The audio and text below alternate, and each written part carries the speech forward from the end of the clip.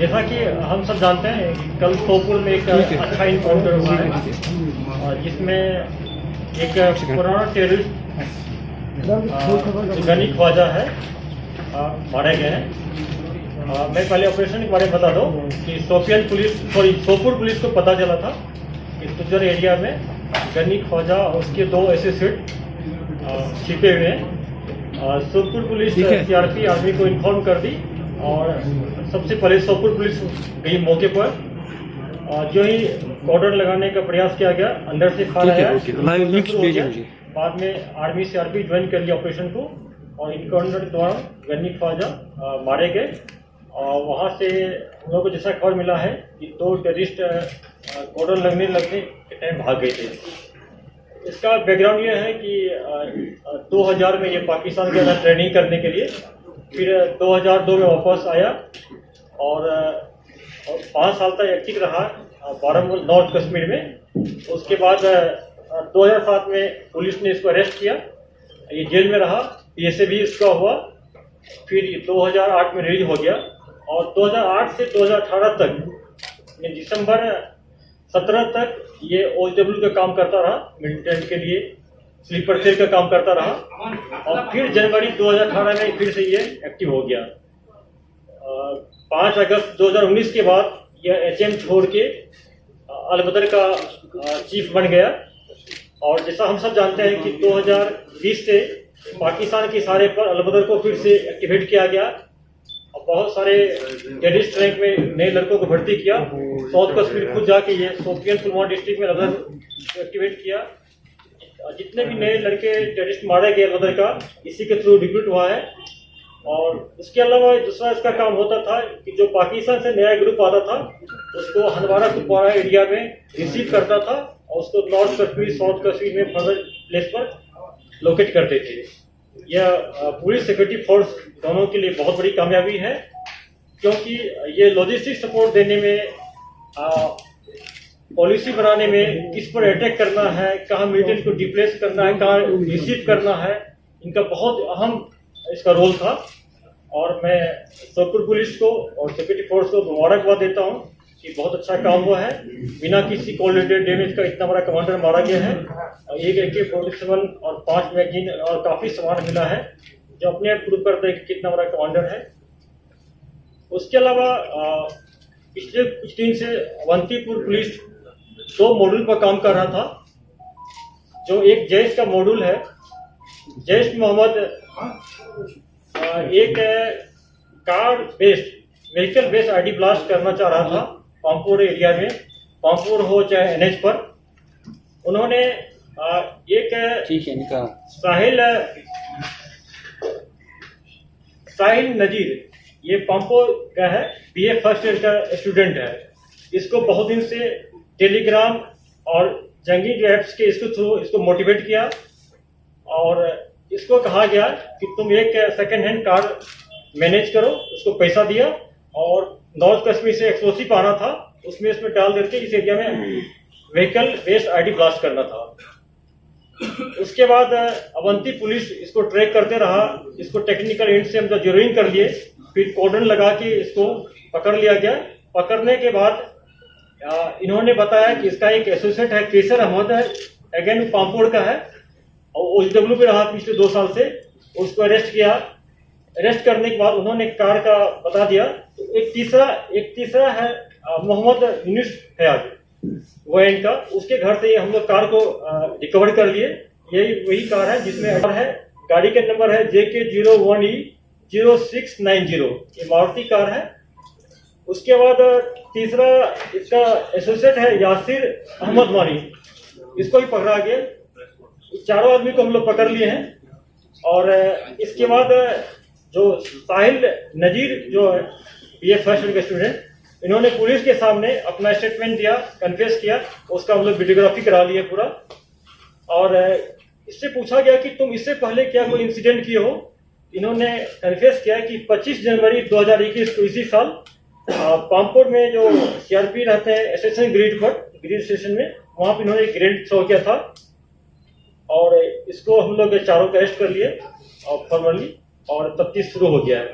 इसके अलावा इनसे पूछा गया है कि आईडी फिर कहाँ से था? उन्होंने एक ओजलू का नाम दिया, नॉर्थ कश्मीर से है, उसको लेकर आना था। अब चूंकि अरेस्ट हो गया है तो वो नहीं आएगा, लेकिन हम लोग उसके पीछे लगे हैं, फर्दर तफ्तीश करके उसको रिकवर कर लेंगे बहुत जल्दी। इस संदर्भ में किसी कॉन्टेक्स्ट में अगर किसी को, हमारे कलीग को जाना, आप लोग किसी को जाना है, फर्दर चाहिए, तो आप एसपी अवंतीपुर से जाके मिल सकते हैं, डिटेल आपको रिपोर्ट मिल जाएगा।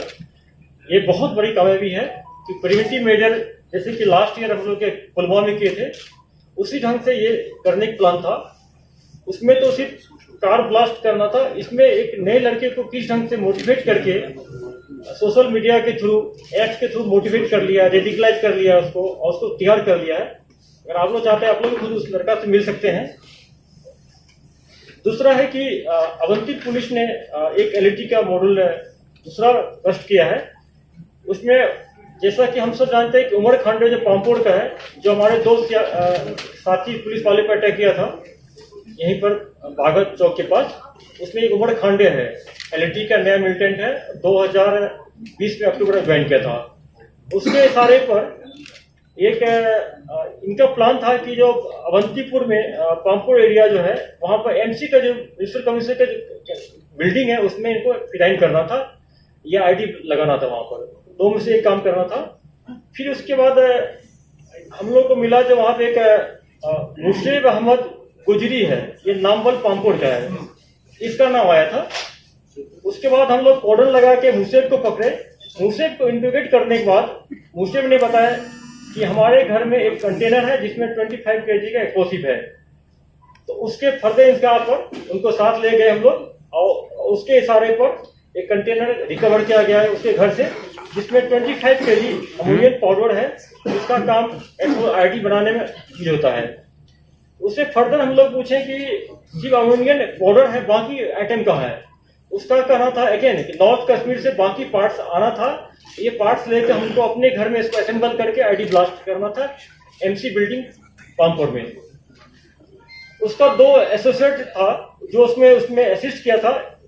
एक है मुनीब मुश्ताक शेख, पामपोड़ का है, उसका कोड है जरार, उसको भी अरेस्ट कर लिए हम लोग। एक तीसरा है शाहिद अहमद सोफी, इसको भी हम लोग अरेस्ट कर दिए। इस दोनों मॉड्यूल में टोटल 7 नए लड़के अरेस्ट किया गया।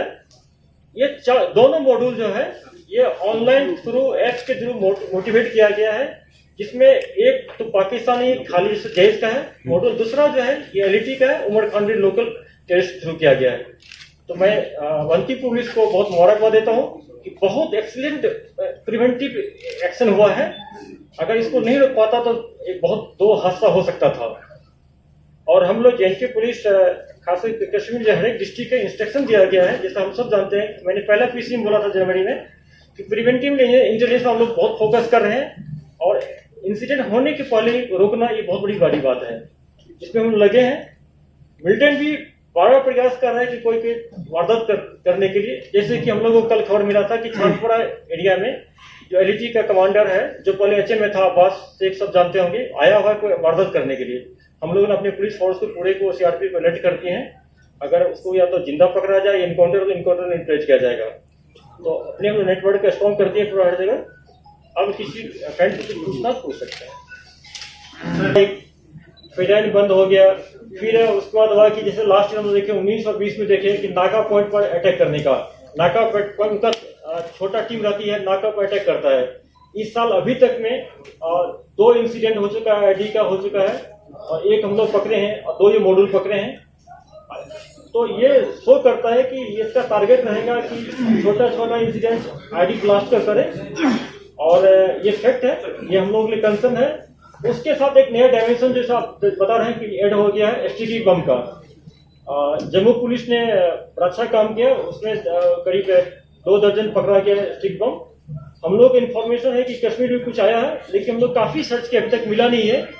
और पूरा हम लोग हर एक सिक्योरिटी फोर्स को, पुलिस को, हर एक को अलर्ट कर दिए, आर्मी को, उनको फोटो दिखाया गया। एयरपोर्ट पर जाके मैंने पर्सनली दिखाया इसी ऐसे वाले को कि किस टाइप में होता है, इसका क्या एडवर्स इम्पैक्ट होता है, काफी अलर्ट कर दिए। इसके लिए हम एसओपी में थोड़ा अमेंड किए।